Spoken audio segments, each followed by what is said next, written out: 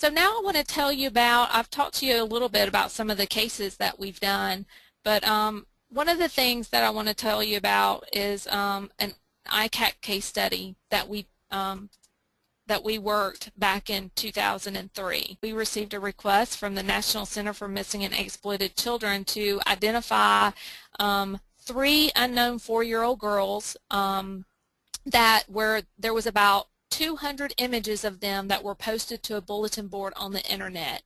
Now the images themselves were not illegal, but they were very disturbing in the fact that the girls were often bruised, had casts on, were dressed inappropriately.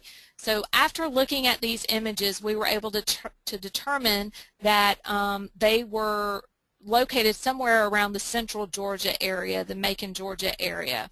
And further investigation revealed that we were able to go in and identify these 3 girls and the suspect, who is Troy Bennett.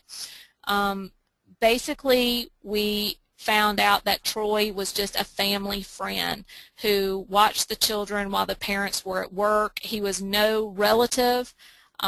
He had just worked his way into this family, and they became very trusting of him.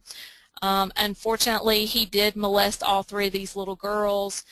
You can see there a picture of his computer. That's a lot of times what you're going to get when you go into these crime scenes, is just a mess. And a forensic examination revealed more than 10,000 images of images and movies of child pornography.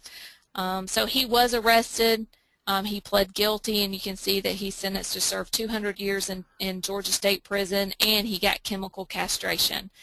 So that was a huge win for law enforcement in this case, because now he can no longer victimize any children that are out there.